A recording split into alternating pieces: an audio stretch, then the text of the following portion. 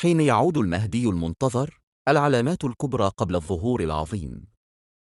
في آخر الليل، حين تصمت النجوم وتحبس الأرض أنفاسها، تهتز الأرواح بنداء غامض من عمق الغيب، كأن الزمان ينتظر شيئا مهيبا، كأن وعدا قديما يوشك أن يبعث من رماد القرون. هناك، بين الرجاء والرهبة، تكتب ملامح الفجر القادم، فجر المهدي المنتظر، الذي سيملأ الأرض نورا بعد أن أثقلها الظلام. في ليال يطول فيها الظلام، وتتثاقل فيها أنفاس الأرض، ينتظر المؤمنون الوعد القديم، أن يبعث النور من جديد. حين تعصف الفتن بالعالم، وتختلط الأصوات بين حق وزيف، تسمع الهمسة في القلوب: اقترب الظهور العظيم، فالعالم يتهيأ، والزمن يوشك أن يلد فجرا جديدا. تبدأ العلامات بظلال سوداء تغطي القلوب قبل أن تغطي السماء. ترى الدماء تراق باسم الدين، ويستباح الحق بثوب الشرف. الفتن تمزق الأمة كما تمزق الرياح الغيوم، فلا يبقى إلا من حفظ الله قلبه بالإيمان والصبر. تتهاوى العروش التي بنيت على الظلم، وتنهار الممالك التي عبدت القوة بدل العدل. يسمع في الأرض صوت الصراع بين الطغاة، وتتكشف الأسرار من قصور كانت يوما حصونا. إنها لحظة سقوط الزيف وارتعاد المتجبرين.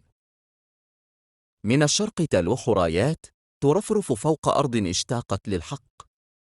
رجال بوجوه النور يقاتلون دون رياء، شعارهم العدل، وغايتهم التمهيد لليوم الموعود. العالم كله يترقب، فالمشرق لم يعد كما كان، والنور بدأ يتسلل من هناك.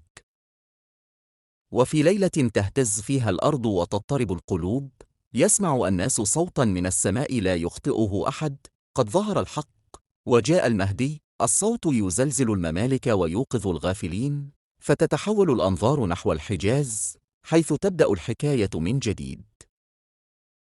قبل الظهور، يظهر رجال يحملون رايات متناقضة. اليماني يدعو إلى النور والحق، والسفياني يسفك الدم باسم المجد. تصطدم الرايات في معركة تهتز لها الأرض، ويختبر فيها صدق الناس وإيمانهم. حين يتقدم جيش الظلم نحو الحجاز، تبتلعهم الأرض في لحظة مرعبة، لا ينجو منهم أحد. يروي الناس الخبر كما يروى المعجز، فتزداد القلوب يقينا بأن الوعد قد اقترب، وأن العدالة ستشرق من جديد. وتأتي اللحظة الموعودة.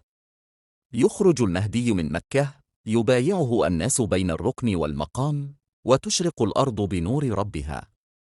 تنكسر السيوف الظالمة، وتمحى الرايات المزيفة، ويبدأ عصر السلام بعد ليل طويل من الفتن.